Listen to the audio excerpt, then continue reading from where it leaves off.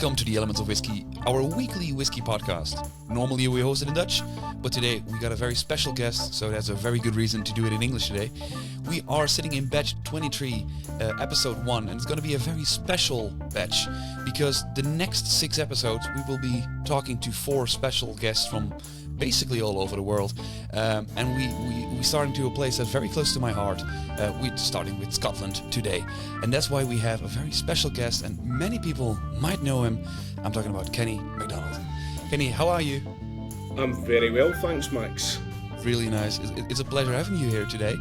I've got a bottle sent over to me saying like, hey, check this out. You might enjoy it. It reached me and I was like, this is very interesting because I know the company behind it, and gonna dive into that very deeply. But before we do, I know you from stuff online, but people at home might not know you. Could you briefly introduce yourself to the people who might not know you? Absolutely. So my name's Kenny Macdonald, as you've said, Max. I am Director, part owner of Dràm Mòrr Group Limited, along with my incredibly hard-working and long-suffering wife, Victoria, who is, if anyone has ever met me, will know is the brains of the organisation and not me. Okay. We have been involved in the whisky industry now since 2013. We started initially as export agents, working only with independent Scotch whisky distillers. So our biggest client was Ian MacLeod's for Glengoyne, Tamdhu, Smokehead. And over the years, we managed to pick up a lot of really good clients, guys like Aaron, Speyside Distillers, Weems Malts. And through the process, we did pick up a couple of independent bottlers as well. Okay. And I kind of looked at the process of what they were doing and thought, I can do this, and I can do it maybe a wee bit better. Okay. So yeah, that's basically who I am and why we're dabbling in this nonsense that is whiskey. But I believe whiskey really runs through your veins. Yeah. Because if we take a look to your grandfather, Alex Macdonald, he worked in the whiskey industry as well. He did. My grandfather was originally from the Isle of Skye, so he's Skeanach. And as many Hebrideans would do, he had to move south looking for work. Okay. By this time he'd married my grandmother, who was from the Isle of Lewis, a tiny wee village called Airduig in the very northwest of Lewis. And within the Gaeltacht, when a couple marry, it's really the man's responsibility to go to the woman's village. Yeah. And there was very little opportunity up there, so the two of them moved south. Initially, my grandfather worked on the paddle steamers, which would run up and down the Clyde, mainly the Talisman and the Jeannie Deans. But he eventually got a job closer to home, working in Dumbarton Distillery, Hiram Walker's huge big plant, which was built in 1936. Predominantly a grain distillery, but also making single malt whiskey. It was a kind of all-inclusive capsulating place. And he stayed there until the day he retired. Wow. So he was 32 years in Hiram Walker, finishing as head foreman in there. But it's the one thing, although they're making whiskey all the time, it's not just a job, because within our culture, and particularly within Gaelic culture, whiskey is the water of life. That's what it means. So it's got an important role, not only as employment, but you're continuing your culture. And the one thing my grandfather was always great at was respecting whiskey as well. You know, never ever would I see him overindulge. He would enjoy a dram now and again, but very, very Presbyterian the way that he would. Okay. That's again back to the Outer Hebrides. There was no overindulgence, and it was a great example and an absolute gem of a man. And if we look to the next generation, your father, he introduced you to your first whiskey. Is that right? Now, my dad was nowhere near as conservative as my grandfather, and we loved to overindulge from time to time. God love him. My dad, he decided to take a different route. He went into the Merchant Navy, Okay. sailed all around the world. When I came along, he decided he had to work closer to home and became a heavy plant engineer. But after what were brutally grueling shifts, he would love nothing better than to come home, stick his feet up and get a good dram. So as a kid, I was always kind of fascinated with, what this stuff was. And I'd be allowed to smell it. And I'm like, right, okay. And then one day, I think it more out of devilment more than anything else. He went, you can have a wee sip. On you go. I think I ran a mile. I think I ran to bed crying, to be honest. But it was a good way to make sure that I didn't go careering into hard alcohol at too young an age. But he was very much a man of a man of creature habits. Okay. I used to, every festival I would go to, I would bring my dad home some fascinating whiskies. We'd open them, we'd share that one dram together, and he'd go, oh, Kenny, that's a great, well, enjoy that, son. That's smashing, thanks, Dad. And then the next time I was in the house, I'd get a grouse. And I thought, he must have finished it already, wow. And when the wee soul died, we were clearing the house out, and Victoria was in the kitchen at the time, and she shouted, come here and see this. I said, what is it? Open that door. Every single whiskey I'd ever bought, with that one dram we'd shared, all in the cupboard, straight back to his grouse. So very much a creature of habit was Murdo. Okay. And do you tend more to your grandfather or to your father? I'm very much a blend of both, I think. Okay. I certainly overindulge more than my grandfather would have, that's for sure. Okay. But my interest in whiskey, it's my stamp collecting, it's my train spotting, it's this is where my geek area sits, and I am fascinated by all things whiskey, whether it's distillation process, whether it's oak, whether it's just the actual flavour, balance, character, all these things. But the one thing you've got to do categorically at all times is show a maximum respect. Yeah. And with that, I think I've got a really nice blend of both of them ticking away in there somewhere. Really amazing. But you didn't go for whiskey immediately. Maybe this first sip really put you off a bit. You worked in the food industry before.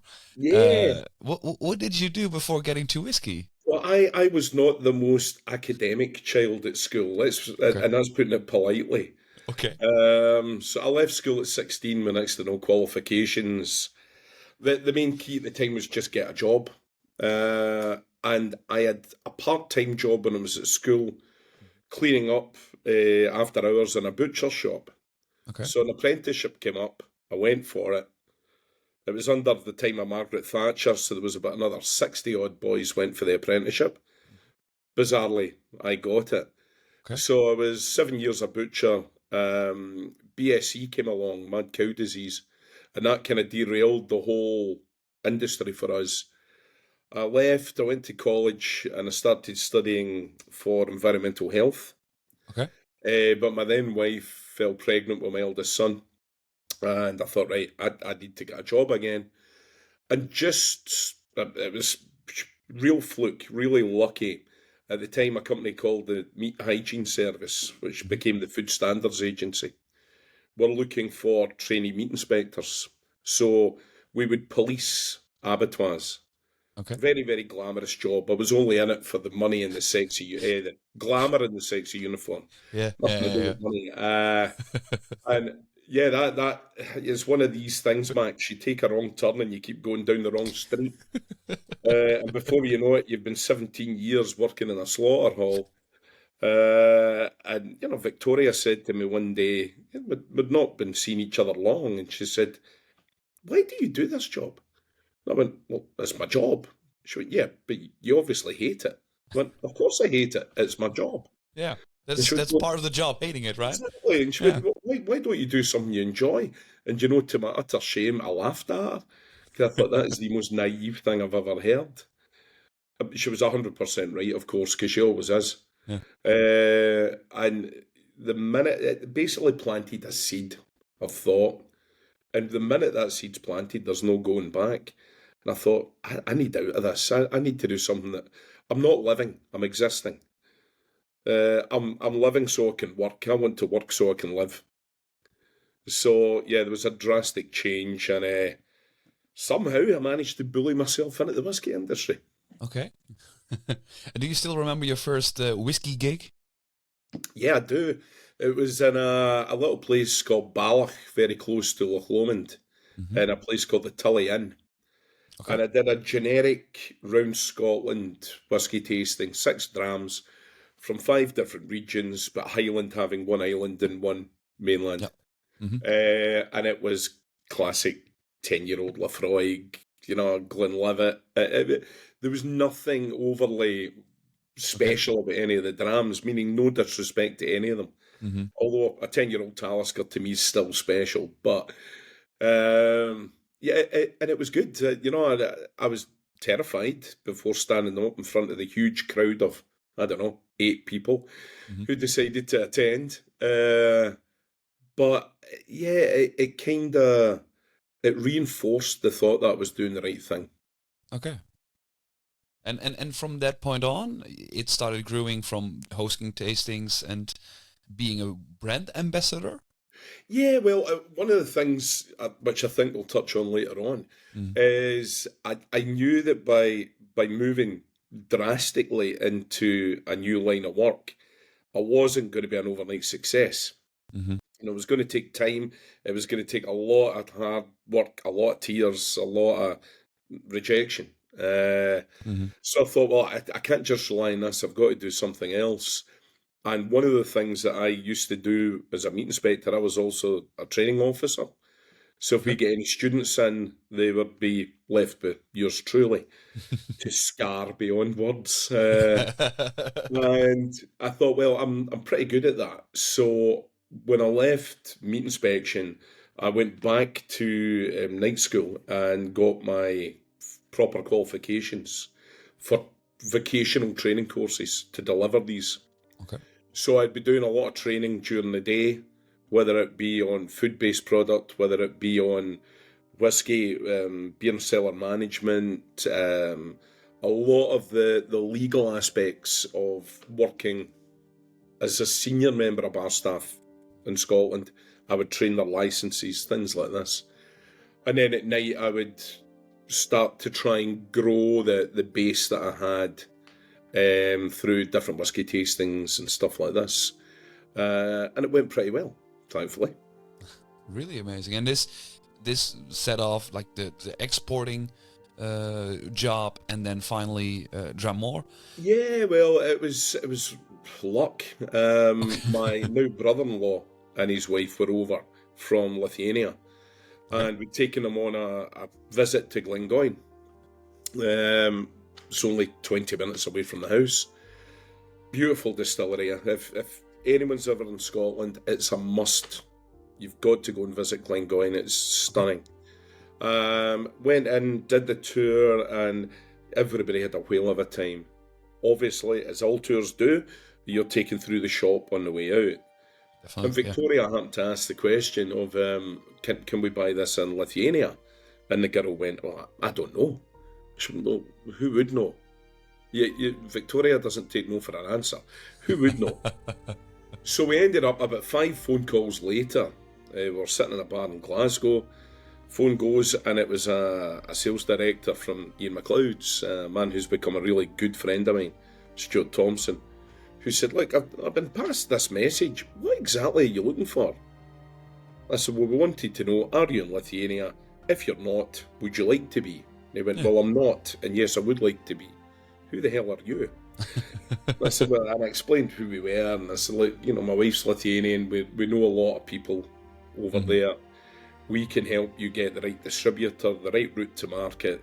I'll do the training of their staff, we'll monitor things, and all we ask, you give us your price list, we'll put 10% onto it, move it on. Yeah. And his exact words were, so it won't cost me anything. I went, no, it won't. Come in and speak to me. Okay, yeah. So that's Basically bluffing your way through it. that's pretty much it. Yeah. Now, I'm quite good at bluffing my way through things. So after a wee while, Stuart had sat down with me. We had a wee meeting, and he said, "I've got a proposition." I said, "Yeah, what is it?" And his exact words were, "How would you like to travel the world drinking whiskey with interesting people, and I'll pay you for it?" Of course, I just burst out laughing because I thought it was the most ludicrous thing anyone had ever said. But I did say, "Well, let me think about that. Yes, I'll do it." I didn't think long. And I had the best part of 8 phenomenal years representing Ian MacLeod's all around Europe, which was the real education, the real introduction to the whisky industry for me. Okay. I was also lucky enough, I'd said to them, "Look, if I'm going to be coming and doing some work, I've got a fair amount of knowledge in my head, but I want to get my hands dirty. Can I come in and work in the distillery for a wee while?" Yeah. I went, "Absolutely, just get yourself a pair of steel toe cap boots, and you come." So I've worked through every single department in the distillery, grain reception to gristing, to all the way through to the warehouse. Mm-hmm. So by the time I'd finished, I had a pretty good idea of what I was doing, and it allowed me then, when you're asked some of the more technical questions, that you can fall back on your experience from actually working and say, "Well, I happen to know how that works." So yeah, and after years of doing that, being an export agent it's a finite job. Once you've opened doors for people, well, you're no longer required. So there's only so long you can make a living out of that. There has to be the next step. And the next step for us was, well, there are a lot of indie bottlers out there, a lot of whom I've got a massive amount of respect for. Quite a few I don't have. And I thought, you know what, we can do this better than these guys. Let's do this. And that's where Dràm Mòr comes from. Really amazing. And I found out, like, you found it together with your wife, Victoria. Yeah. And normally I would like to ask you, like, okay, who's the beauty and the brain in the operation?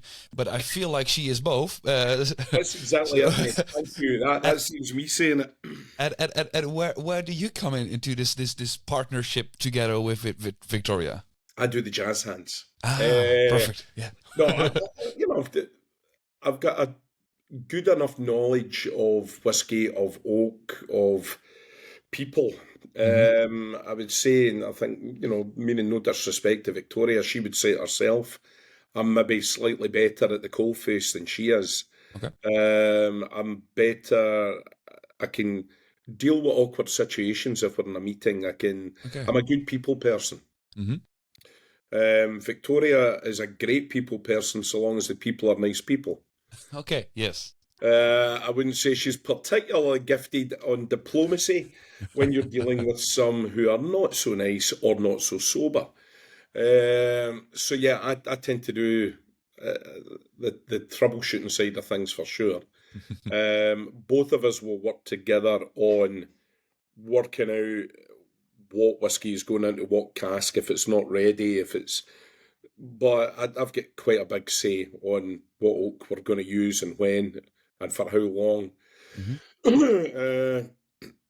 But I think we work, one of the things that we've done, not just through Dràm Mòr, but in our personal life as well, we are very lucky where our strengths and our weaknesses both lie in very different places. Okay. So when one is not so confident, the other takes the reins and vice versa. It's a very nice balance. Yeah, it really is. Vic had come up with the great explanation the other day. I was mentioning the fact that she'll quite happily sit till, well, I'm going to say happily, but 2 a.m, still write emails. The girl has no off button. Okay. And she said, we're the perfect combination, Kenny, because you've got no on button. Yeah. So there you go. Okay. we know who the worker in the group is. That's much better. Oh, that's so amazing. And what I find really amazing to hear is that I can buy Dràm Mòr in like 17 different countries. But I just want to let's assume people have never heard of it. Okay. What makes Dràm Mòr so special, and why should I buy it?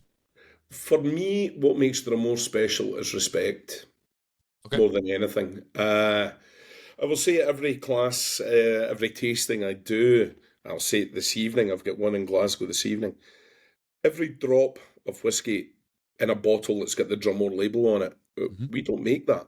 Someone else makes that. We're lucky enough to be granted the right 90% of the time to put that distillery's name on that bottle. Now, if I make a mess of that, if I do something silly, I put it in the wrong oak, or I don't re-rack when I should have done, or I leave it in oak far too long, what will happen if some individual tries that whiskey? Will I get the blame? Yeah, in the short term I will. But it's actually, in the long term, it's the distillery that gets the blame. Yeah. Say, for example, I've got a linkwood in front of me just now. Mm-hmm. If no one's ever tried a linkwood before, and the only linkwood they ever try is a Dràm Mòr linkwood, and I've made a mess of it, Yeah. the name linkwood will be synonymous forevermore with them as, oh no, I don't like that, I've tried it before and it's rubbish. Yeah. Yeah. So there is a massive, massive responsibility on us to make sure that we showcase that whiskey to the very best that we can. That's why we'll only bottle 30, 35 casks a year of whiskey. It's not a lot, it's really small. There's a very, yeah. But for us to maintain absolutely perfect quality, we can't do any more than that. We can do a little bit more, but not a lot. And for me, when I want people, when they see the Dràm Mòr name, not to see a brand. That's a promise. That's a contract between me and them that says what is in that bottle is exceptional. Because quite simply, if the spirit is not exceptional, I will not bottle it. I'll sell it to another independent bottler, Okay. and they'll bottle it in a blink of an eye. But it's not good enough for us. Okay. And this is more like, so the name is synonymous with this promise of we respect the distillery and we respect the quality.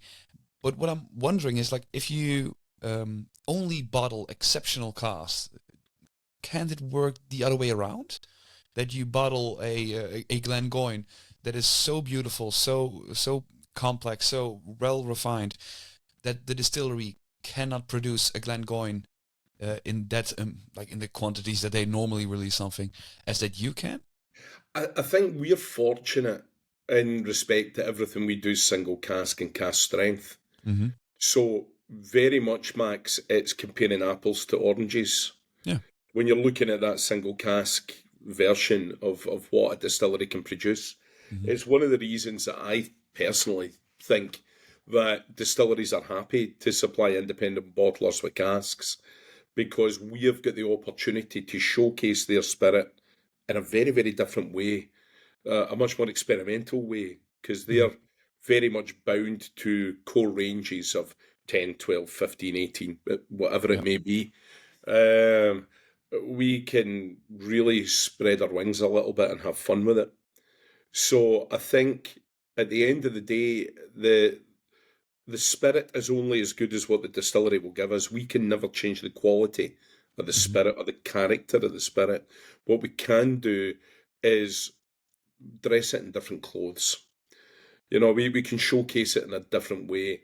And I think, you know, even if you go to Glengoyne and you get something like a teapot dram, which is, you know, classically beautifully sherried, cask strength, very limited number of bottles, you can't really compare that to any of its core range, even though Glengoyne's core range are exceptionally good. There is no comparison when you get these one-off opportunities compared to a core range. So I'm pretty comfortable with that, Max.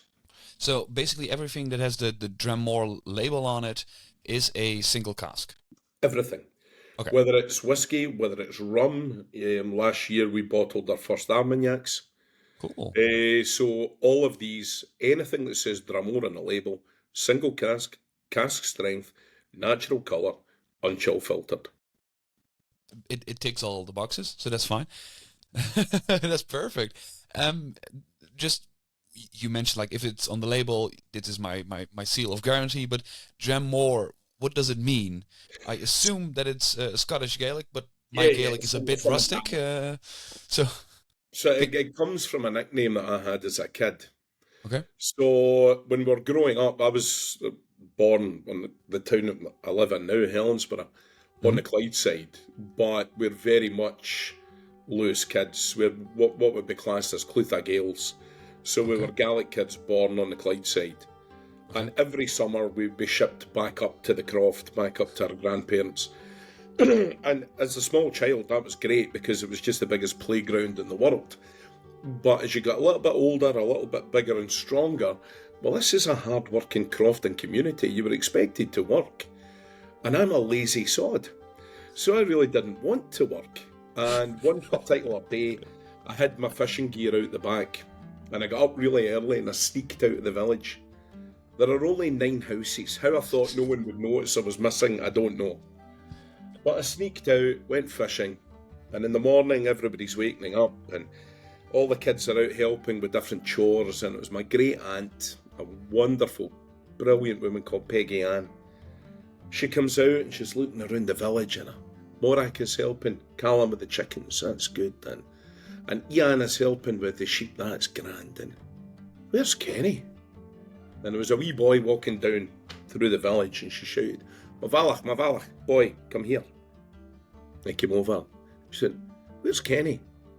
Now, it's really important to remember, in the Gaelic, there are only so many names.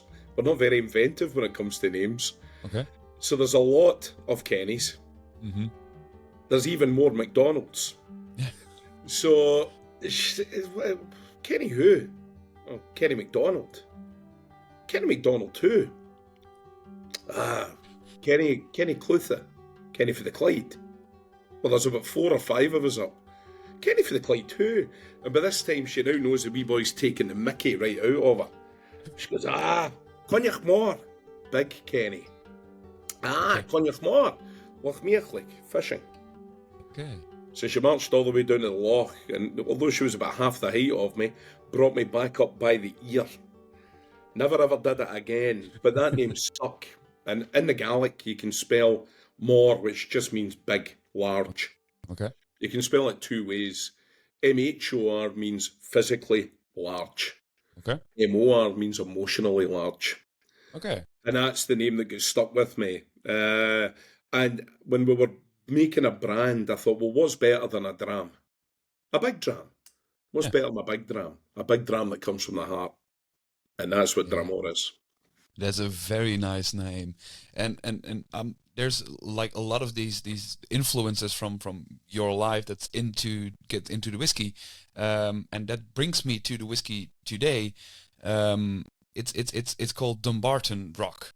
Yes. But Dumbarton is very new for me. Like I never heard of it, of the town of Dumbarton. How is it? Like, can you describe it for me? Yeah, of course. Dumbarton sits pretty much halfway between Glasgow and Loch Lomond, right on the banks of the River Clyde, on the north of the Clyde. Okay. Very much traditionally famed for shipbuilding. Ships like, well, one that most whiskey people will know, Cutty Sark, were built in Dumbarton. Huge amount. One particular yard called Denny's was overruling shipbuilding at one stage. But also really famed for both glass making and whiskey. There were a huge amount of glass bottle production, not artisan glass, just pure bottles. But a huge amount of stills in the area, obviously all illicit. You know, if you look at Auchentoshan, for example, which is literally 40 minutes walk from Dumbarton. It would be very much one of these illicit stills at the time. It's just one that finally took the plunge and went for it as a proper profession. Over the years, as the industry grew, it was better organised and more to the point was heavily taxed. All these illicit stills get killed off, so the whiskey side of things starts to dissipate hugely in the town.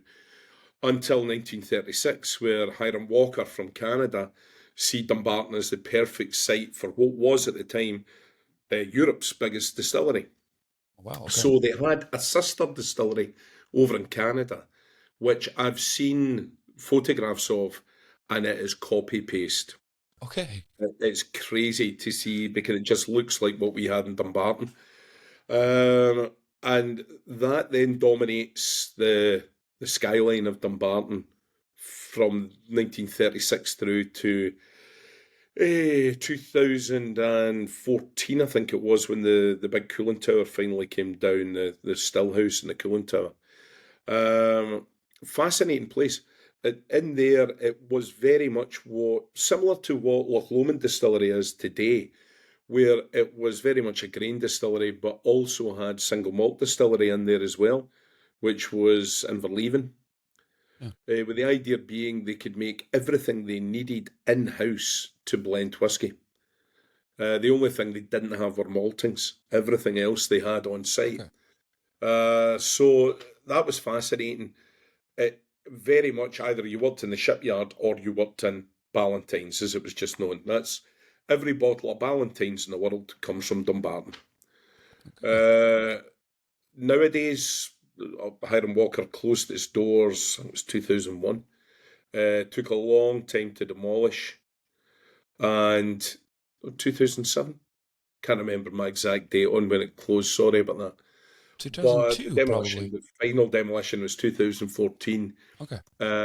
Nowadays, that's all gone. There's a housing estate stands on the site, but they've built the housing estate from the same brick that Hiram Walker was built from, and in the same shape as the distillery was. Okay. So if you've got slightly higher blocks of flats, that's where the tower was. And it's been very sympathetically done. The one thing we do have in the town is a massive plant called Kilmalid, and that's the big Chivas plant in Dumbarton. Yes. So this is where Ballantine's is still coming out from, but obviously things like Royal Salute, all your Chivas, incredibly good quality blended whisky coming out of there. But that is very much a major factory. There is no visitor centre. There is no opportunity to come to the town and ensconce yourself in whisky history and heritage. One of the problems that I find for the town in particular is there is a main road that goes from Glasgow to the West Highlands called the A82. Okay. The A82 drives past Dumbarton, right past the door. We have 2.8 million people a year past Dumbarton, and that's the problem. They pass it. They pass it, yeah. And if you did, you would see an old industrial Clydeside town, which has its problems, but is very much starting to get its act together. And it's a town very close to my heart.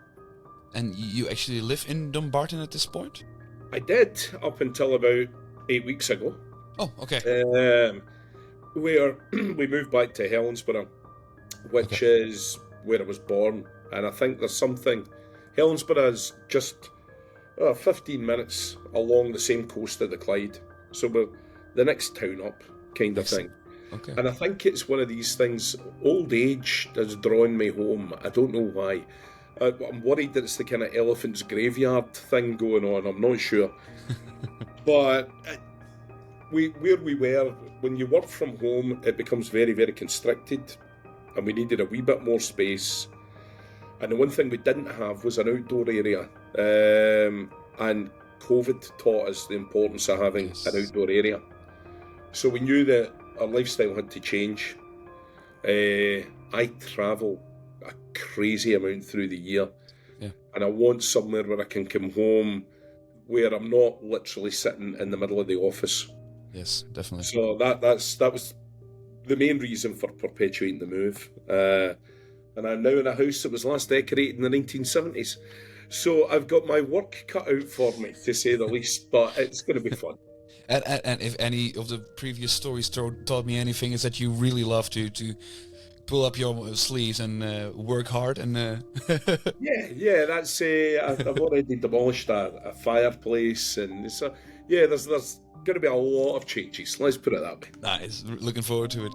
But this town of Dumbarton was the inspiration for the whiskey that we are having on the table today. The Dumbarton Rock. I have it here. It's not full anymore, sadly enough. Good. Delighted to hear that. This is like your first core range product, is it? Yes, it is. One of the problems with working constantly with single casks is that if someone's really loved an expression, well, when it's gone, it's Yeah, gone. it's a shame. Yeah. And people will say, well, why don't you just put that same whiskey into that same cask and give us the same thing? And that shows the importance of education in whiskey, because it doesn't work that way. Yeah. I could do the same thing 100 times over, and they're never going to taste the same. Hmm. So I wanted something that was going to be a constant for us. And one of the main things, the main driver for me, is working at so many international festivals. I see the demographic of who's drinking whiskey has changed quite dramatically.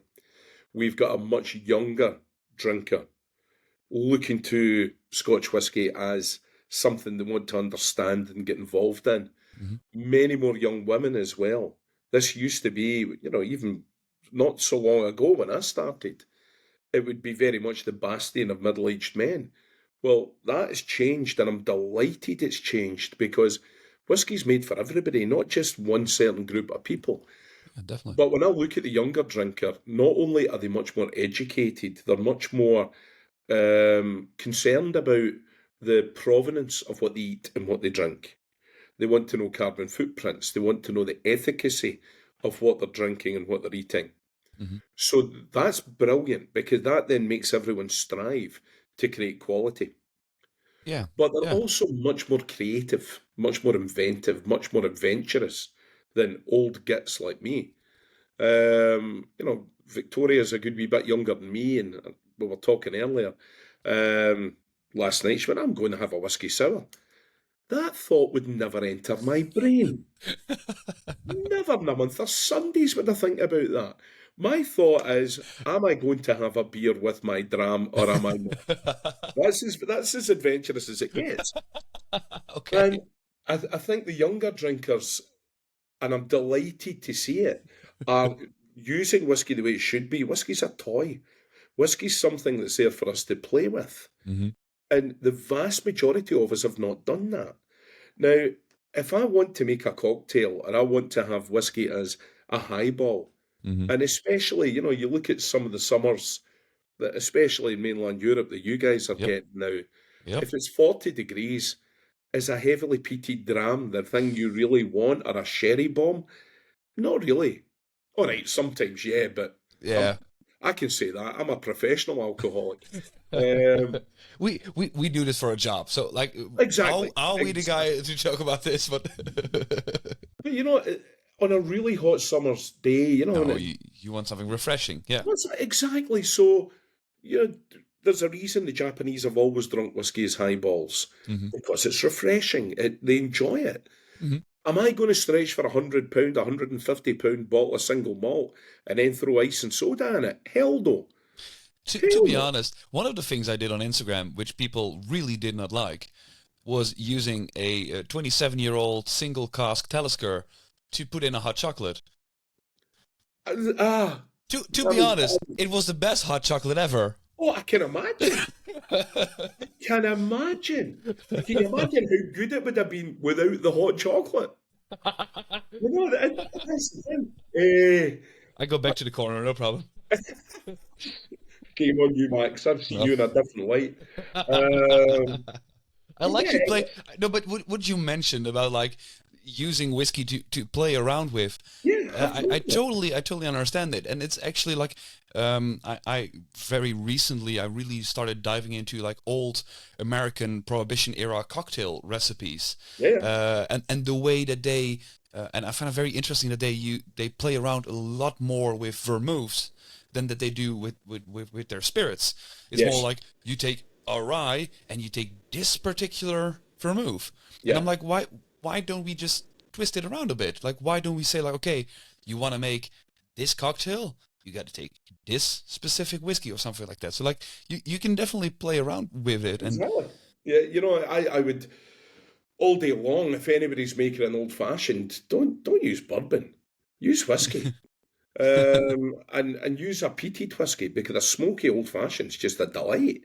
yes, If definitely. you're ever dreaming of making an espresso martini, do not put vodka anywhere near it. all vodka's going to do is add alcohol. It's not going to add flavour or character. It's just straight spirit, that's all. Yeah. Put whiskey in it, because the difference is exponential. And once you've done it once, you will never go back. You know, it's great. I do like the funny part is like somebody tipped me on you doing an espresso martini, but using a peated Caol Ila. They say like the whole peatiness completely vanishes because of the coffee, leaving this very nice balance of citrusy and grainy notes of the Caol Ila, which is mostly hidden behind the smoke. Yeah, well, when you're sitting with that really strong caffeine note, you've got that really dark coffee note in there, that is always going to wrap itself around the smoke and is going to consume the smoke. So you're not going to get what you would think out of it. I dare say if you threw an Octomore in it, or a dark arts, a black art, then maybe it would stand up to it and put a fight. But it's 100%. No matter how expensive the bottle, whiskey's a toy. Yes, definitely. It's to play with. Definitely. Now, the whole concept with Dumbarton Rock was to give somebody the opportunity to buy a dram which was good enough to drink on its own. That's key. Because quite simply, if a spirit is not good enough to drink on its own, it's not good enough to drink at all. Yeah. Doesn't matter what you mix it with. Yeah. It's got to be good enough to drink on its own. And if you're going to use substandard spirit to mix, you're going to get a substandard cocktail. Yeah, definitely, yeah. You know, you've just said the best hot chocolate ever. You know, if you just throw in a really cheap blend in there, it would have been nice, but it wouldn't have been anywhere near as good as what you got. I still wouldn't have done it right enough. You're still off your head, but that's by the by. But when you get something that costs you, maybe €40, you're happy to play with that. But I also know the amount of bars in Glasgow now who have had Dumbarton Rock on as their malt of the month. Yeah. And the old boys in the pub will sit and they'll drink that all day, happy as happy can be, because the quality in it is superb. I'm looking forward to it to taste it together with you. Just a small little part of fun facts. This one isn't cask strength, obviously. No. It's at 46%. Still, it's non-chill filtered, small batch, and natural color, I assume? No. No. Okay. No. When you're dealing with any form of blending, what they will do is they will put a little bit E150 in. Okay. And it's not to give it the colour. The colour's already there. But it's to allow between batches to have the same colour. Okay. It's used as a colour stabiliser, not as a colour enhancer. Okay. And the reason the one thing, and I can promise everyone this, there is no smell and there is no flavour to E150. I sat years ago in a tasting panel where we were given 6 glasses of water. We were blindfolded, 6 glasses of water, and we to find the one that had D150 in it. Not a chance. It was just 6 glasses of water. And yet, when you took your blindfold off, it looked like there was 5 glasses of water and a Glendronach Parliament sitting in front of me. So very also not even a bit of E150, no. Oh, it was pitch black. You're like, wow, what the hell? Meaning no disrespect to Glendronach Parliament. I know it's natural, and I love the stuff. So just to keep definitely. Yeah, so that's the only reason that goes in there, is to stabilise between batches. Otherwise, people will look at it and go, well, that's not the same as it was. Okay, yeah. There's a good reason, though.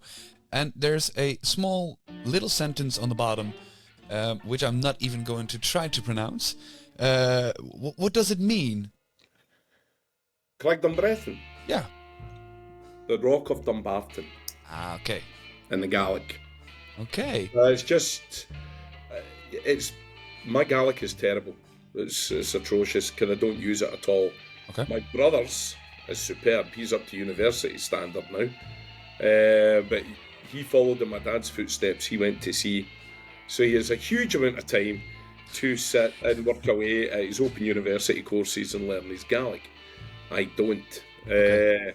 But it's important for me that a little bit of our culture is there at all times. You know, it's over the years, and I don't want to get overly political on it, but the powers that be within the United Kingdom, and it's certainly not Scotland, and it's certainly not United, have tried everything in their power to annihilate the Gaelic language.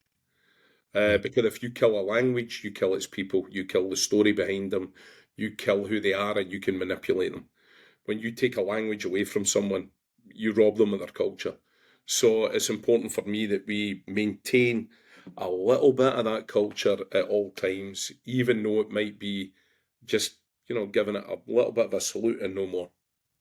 There's I can't imagine a better reason to put it front and center on the bottle. But the bottle is only half of it. I'm looking forward to what's in the bottle. So I would like to ask you to guide us and me and the listeners at home into a little nosing and tasting of it. So I will pour myself a large dram because lucky you. That's unfortunately, because I've got to work tonight, I am sitting on coffee at the moment, which was nothing for my nose. But hey, what the hell? Yes. What we have, very much a blended malt rather than a single malt. Okay. Everything under and this is why there's a different label to it. I said earlier on, everything under the Dràm Mòr label will be single cask strength. Here we've got a blended malt. Now, the term blended malt is one that not only me, but a lot of people are not overly comfortable with because it confuses people. Yeah. Because of the word blended. They just assume it's a blended Scotch. It ain't. You've got 5 categories of Scotch whisky. You've got single malt whisky. You've got blended malt whisky. You've got blended Scotch whisky. You've got blended grain whisky. And you've got single grain whisky. So what we've got here is a blended malt. In here, we've got 5 separate single malt whiskies. That's all. Okay. Now, that basically means there's nowhere to hide. If I put 25 single malts into a blended malt whisky, I can afford to put a few, maybe slightly weaker drams in there.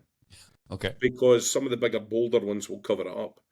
If I've only got 5 single malt whiskies in there, I've got to make sure they're all on point. I'm gonna really quickly ask you this. This might sound very stupid, but if I take 20 plus whiskies, and the bowler ones will completely annihilate everything from the small, delicate flavors, why should I put this delicate whiskey into it in the first place then? You'll use it as what we would call a packer. Okay. So, because if you're dealing with something that is a very bold, very strong, very powerful flavour, you only need a tiny little amount of it going into the whiskey. So you can use a lot of relatively characterless spirit and add this little touch of really quite potent, strong dram, and it will turn it around completely.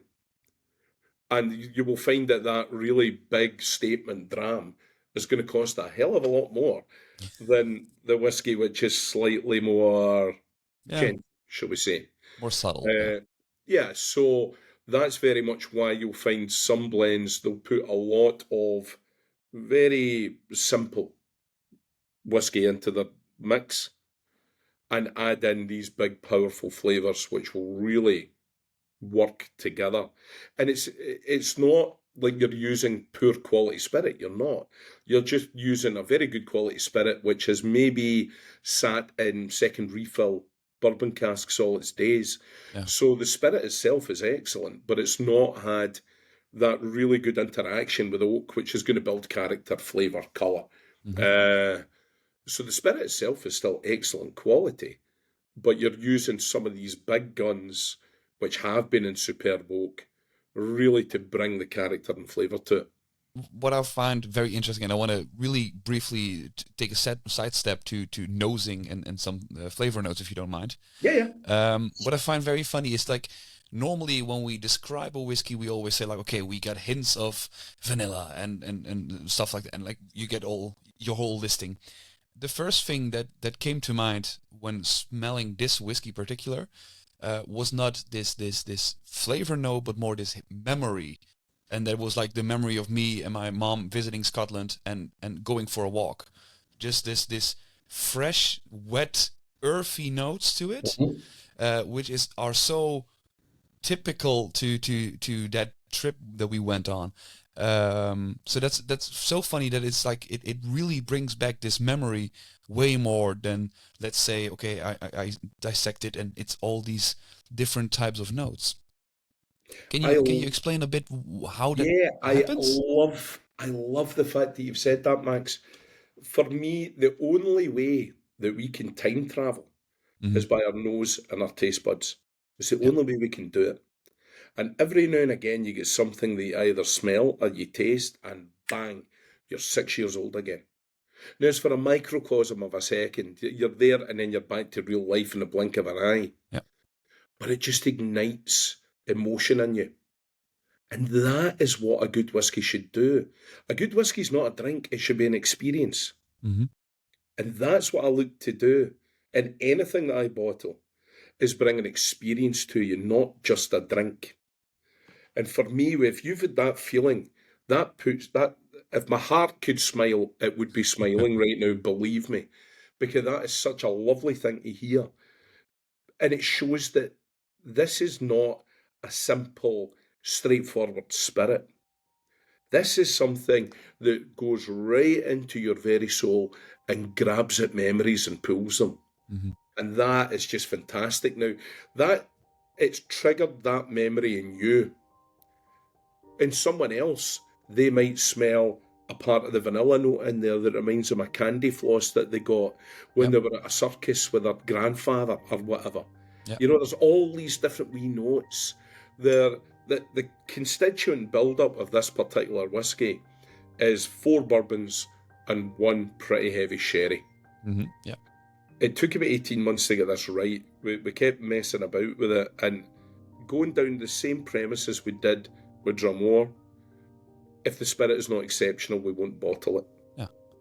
Now, for me, and I know, working again with my really good friends at Ian MacLeod's who made this for me, Okay. I think I must have become the bane of their life, because every time they sent me something, I went, well, it's really good, but. Yeah, there's And there was always always this a one but, thing. and they went, oh, no, again, right, okay. And he just kept tweaking it and tweaking it and tweaking it until we got to where we are today. And, I've done it on 2 occasions where I've slipped a glass of Dumbarton Rock into a 6 whiskey tasting, and I've Mhm. not told anyone. It's been a blind tasting. And at the end of it, I've said, so, ladies and gents, 5 incredibly good single malt whiskies. And they've gone, eh? No, 6. 6. Like, Yeah. no, 5. Which one's the blended malt? And they never get it. They never pick it out. Yeah, but a blended malt doesn't mean it's inferior to a single malt, right? No, it doesn't. And I think that is a really important thing. When you Hmm. look at the 5 categories that I've told you about, Yeah. all of them are very different creatures in their own right. Hmm. I think a blended malt, just by its very nature, is closest to a single malt. Yeah. But they should not be judged one against the other. Okay. I've had some incredibly good blended Scotch whisky, which will be massive amounts of grain whisky in there, composed to a little bit of single malt whisky in there. And yet they're absolutely delicious. And is anyone going to go, it's inferior? No, it's different. That's all. Yeah. And we're back to the apples and oranges thing. You can't compare them because they are a different creature. A single malt has got one single story to tell. It's got a character. And that character has to be allowed to tell its story to you. A blended malt is the coming together of these characters who are then going to share their story with you. So it's a completely different thing. Yeah. And for me, so many blended Scotch and blended malt Scotch whiskies out there, too many people turn their nose up at them and go, oh, it's not single malt. No, it's not single malt. Have you tried it? Oh, no, I don't drink that. I only drink single malt. Well, you're a fool then. Yeah. Okay. Hey, Yeah. all the more for us. Yeah. Sure. Yeah. I just want to. I'm really 100% on board of this. And I really don't. I can understand if people say like, okay, like many grain whiskeys have this certain character which I don't like, so I will steer away from them. this is like, I feel like this is a very valid reason. But saying like, I don't want to try a blended malt because it says blended on the tin, it's Yeah. a bit silly. I can understand that single grains, and I'm a big fan of single grains, I have to admit. Mhm. But I know they're not for everybody. And I can understand why. And when you speak to someone who will give you a vested reason and explain why it's not for them, you go, great, I really appreciate you letting me know that. Yeah. And I fully understand why it's not for you. Mhm. But it's this preconceived idea, and I think to a certain degree, we're victims of our own marketing over the last 50 odd years from the Scotch Whisky Association, where we will tell people that if it's not single malt, it's not the best. If it's not at least 10 years old, it's not ready. Yeah. All this kind of nonsense. Now, thankfully, we've moved on to a different era where the twin tweeds and the monocles are getting put away. And people who have got whiskey at heart are now trying to reorganize it and not reinvent whiskey, but reinvent the way we look at it. And both age and category are two things that I genuinely don't look at. It doesn't worry me. I've had some stunning 5, 6 year old spirits, and I've had some utter rubbish at 40, 45 years old. Yeah. It's just wood. It's just oak. If you want that, go and lick a tree. And it's this preconceived idea. It's, what I always think of as the emperor's new clothes. We've been told it's brilliant, therefore it's brilliant. Yeah. The only way you're ever going to judge if a whiskey is brilliant is by sitting down, spending a bit of time with it, nosing it, tasting it, and enjoying it. Because a whiskey is only what it means to you. Nobody else. Yeah. Don't listen to what people tell you. All right, take advice. But at the end of the day, you don't say, I could so easily tell you tasting notes and convince you that there is a flavour in there that doesn't exist. Yeah. Because you're that busy listening to me, your brain goes, oh, well, he must be right. He knows what he's talking about. Yeah. Don't do it. You find the story for yourself. You sit down and you listen to that whiskey. You let it tell you its story. Then you'll understand it. Don't have someone else tell it to you. I'm going to do exactly the opposite of what you literally just said.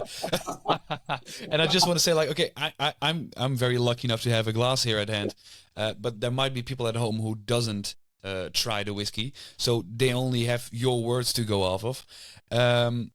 When you start blending this whiskey and putting it together, what were you looking for? What were the flavor notes and what were the things that you wanted to put in? Just leave the whole story. Like, I feel this, I totally understand it, but there are some people who are listening now and are like, Max, come on, we just want to know if we need to, like, if it fits my flavor profile. So right. I want to try to at least for a bit help them out. Okay, and I don't mind doing that so long as it's basic. It's when suddenly you're talking about, oh, well, this tastes like a walk through Paris on a rainy Tuesday. That's when I lose the will to live. Okay, yeah. Dumbarton Rock, as I said, it's built of 4 bourbons and 1 big sherry. The idea of using 4 bourbons, 3 of which are Speyside, 1 of which is Highland.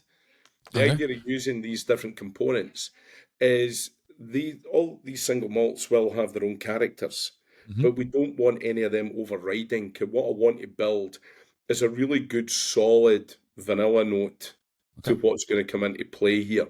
And you want to take out these overriding characters, but you want to leave enough in there that there's a gentle white pepper spice coming through.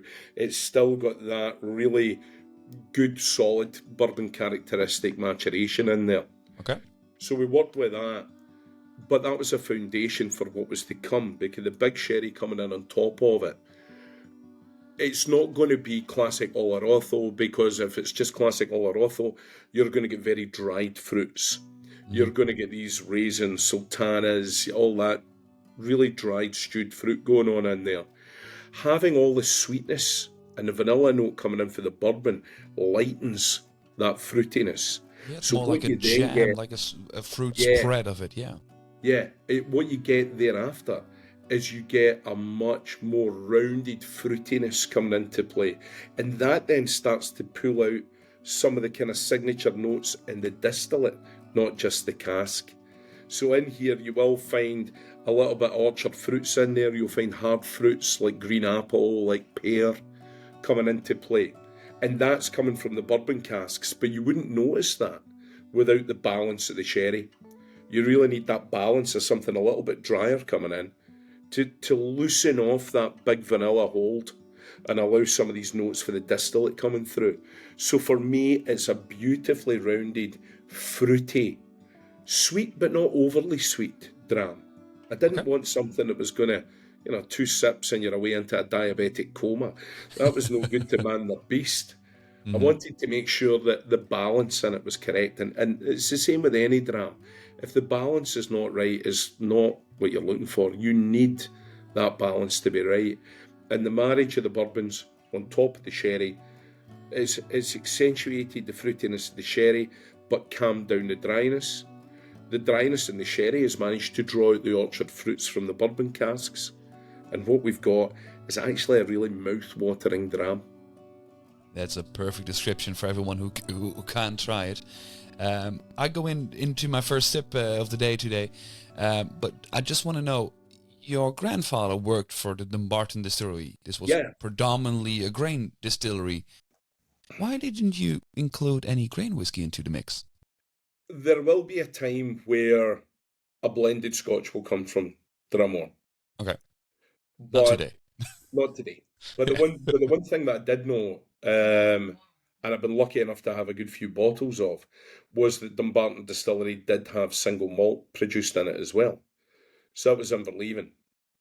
And I've got bottles of Inverleven in the house, which are very, very scarce. Yeah. Quite a lot of the big distilleries, Strathclyde did, what was it, Kincarth? They would have their own single malt production, but it was never really there to be released as single malt. It was only there as an ingredient for making their blends. So for a long part of my grandfather's career, he worked on the single malt stills. Okay. So it tied in okay with me, but I fully understand where you're coming from with that, because for me, I've got to, as Dràm Mòr grows as a company, I've got to graduate how we do things. Now, we've done both our single cask strength whiskey and rum, so that's done. We've now done our blended malt, which will be followed by a blended rum, and that'll be done. Yeah. Then the next step, well, there's more to be done with Dumbarton Rock before we get to the next step, but the step after that, we'll be looking at a more entry-level blended Scotch whiskey. Okay. Again, you've got to take the ethos that you've started with, which is quality. That's got to run right the way through the whole thing. A company that I've always looked to as a real beacon for quality and somebody who, I've had massive amount of respect for, are Adelphi. Yeah. And whether Adelphi have bottled single cask, whether they've bottled a blended Scotch, whether they've taken that same ethos into Ardnamurchan distillery, I think everything they do is exemplary. And I think that is very much,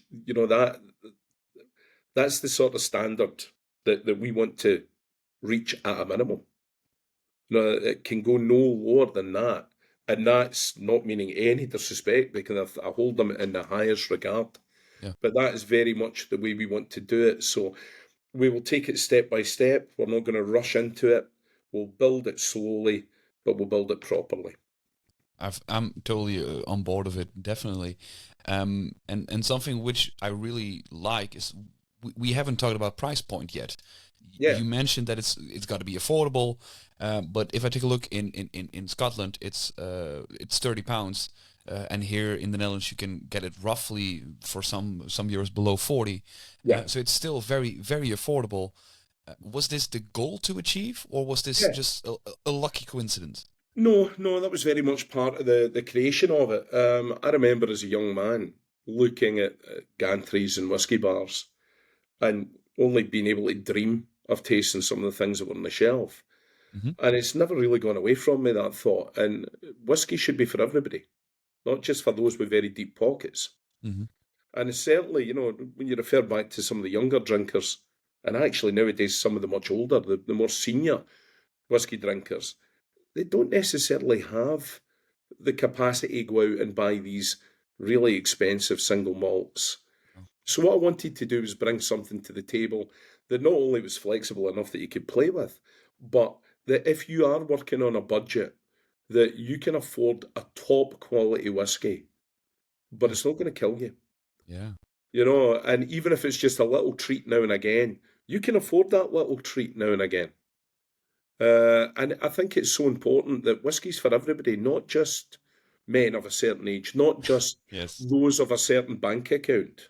Mm-hmm. It's for everybody. It's for So everyone. it's It really, should be really shared. important that we spread the love. And the only way to spread the love is by making sure that it's accessible for as many people as we can. And one thing that you also like to share, except like very high quality whiskey, is also like share knowledge with a lot of people. And you're a big advocate of whiskey education. So as also like talking like the difference between a single malt and a blended malt, and saying that blended isn't meaning it's a blended scotch and stuff like that. But why is this so important in general, but also why is it so important to you? I think the more you understand about anything, the more you appreciate it. Okay. I think within the whiskey industry, and it certainly is improving. I mentioned earlier on that the younger drinkers are much more discerning. They're much more well read, certainly than I was as a young man. Okay. Certainly much more than I am as an old man. Oh my goodness. But I think the more that you understand something, the more your appreciation grows of it. If you are a car fan, if your big thing is cars, but you don't know how they work, well, you're not getting the best out of cars. If you love going to art galleries but know nothing about the artists, you're only really getting a little bit of appreciation of what they do because you don't know the story behind it. Yeah. If you're a whiskey fan and you don't understand the process, you don't understand the history behind the distilleries, some of the men and women who are involved in it, you're only really getting 75-80% of what's in that glass. Because the more you know about it, the more you can share. And the more and that is the best thing in the world for me, Max. When you've got a passion, there is nothing better than sharing that passion with someone else. And you're not showing off, you're not, trying to make yourself look at me, I'm the smart guy. You're literally just sharing that passion. And I have heard so many times people who are pseudo-experts in this industry trying to tell people things that they're obviously just winging it. They've got no idea what they're talking about. And it's a much, much better situation than it used to be. But the amount of misinformation that was spread about whiskey was astronomical. Now, quite simply, if we don't know the real story, then the fake news wins the day. Yeah. So you've got to know the story. And some of the stories are phenomenal. Stories like Lafroig being the only whiskey, the only alcohol ever legally sold in the United States during Prohibition. Have a look into that one. Yeah. Every different distillery's got a story to tell. Yeah. And the more you look into it, the more you discover, the more your appreciation of what you've got grows. And then you're really enjoying whiskey.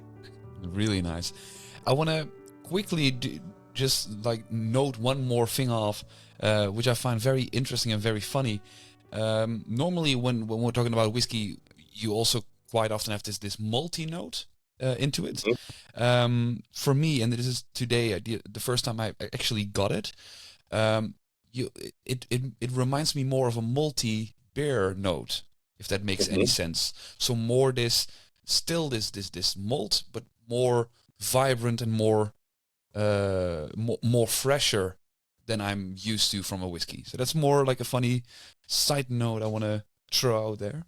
Yeah, you will tend to get that if you're using some younger spirit. Then obviously, we're single malt whiskey it's used making barley. So the reason it's called single malt whiskey or malt at all is the sugar that comes from the barley is called maltose. So it's that maltose that we use to start fermentation, which in turn we then distill. So when you're getting that, you're still getting some of these really quite young, malty, sugary notes coming through, which you're 100% right. It's very reminiscent of the beer or the wash that we would make prior to going to distillation. Mm. And I like that. I like to get a wee hint of that.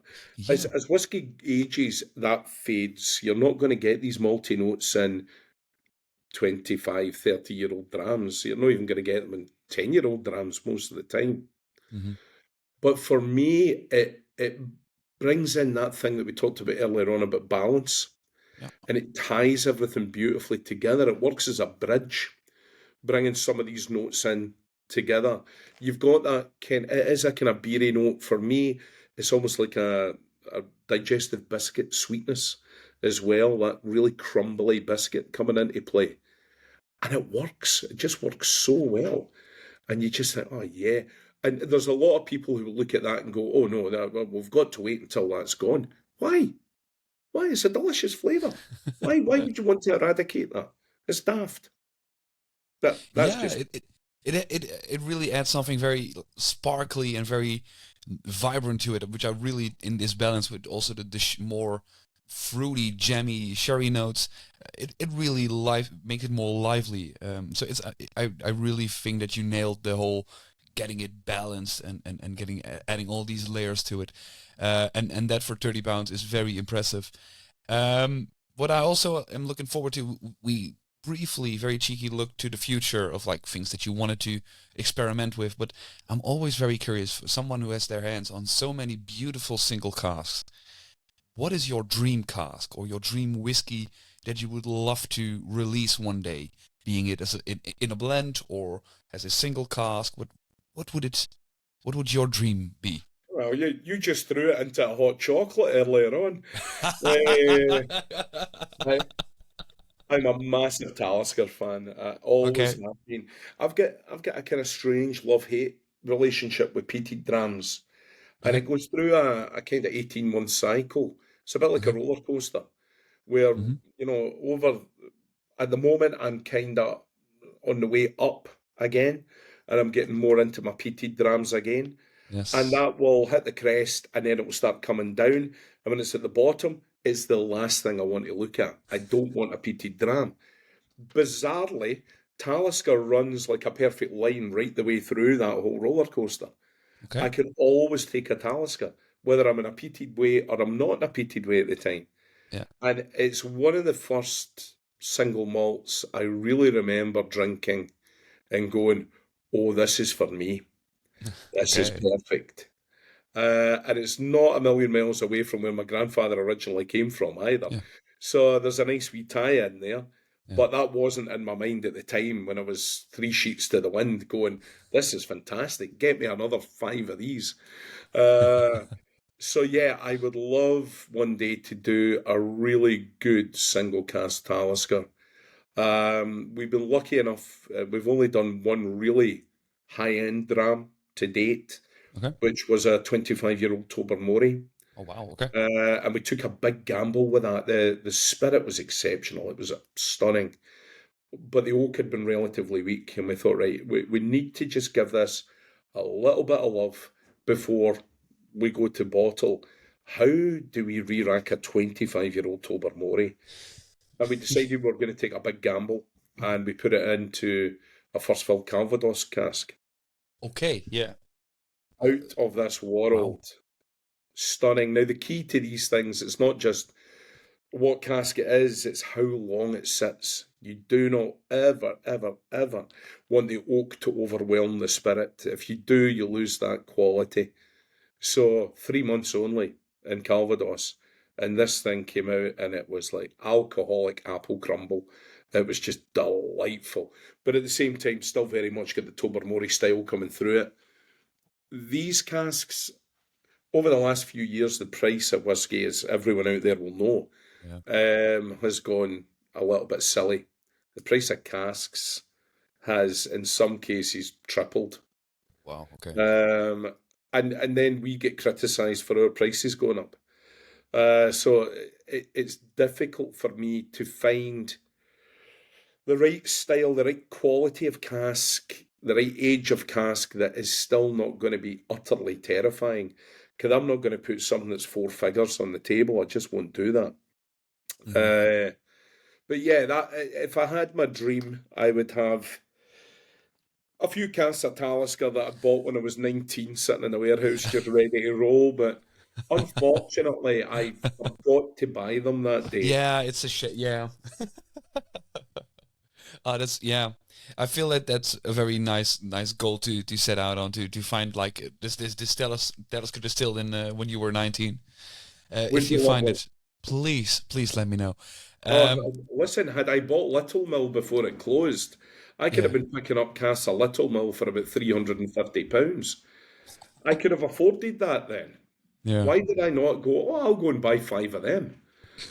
Because I could quite easily retire on that now, but hey. Such is foresight, if only we knew. Yeah. Oh well. Let's just sit and wait and see what's the next Little Mill gonna be. Exactly. But before that, if people want to follow your story, how can they do? How can they keep in touch? How can they follow what you and Victoria are doing? So you can get us on our website, which is drammourgroup.com. You will find on that a link to our newsletter, which should be every month. I should have written it last month, but moving house has knocked it out the park. So tomorrow... Roughly once a month? Well, this is the only time. This is the only one I've ever missed. I think we're on okay. newsletter 37 or something like that. But it now gives me the joyous task of having to combine 2 newsletters into one for the beginning of November. But I think one of the really important things, and I've done it at every whiskey festival I go to, every tasting I do, but when you're a really small company like us, it means that we're also very accessible. Yeah. So there's a contact us button on the website, and it's our emails. It brings you straight to us. So if anybody's got any questions, if you're not 100% sure where to buy stock, but you're looking for it, ask me. Yeah. Just ask me. I'll find somewhere for you. I'll find your the closest retailer to you.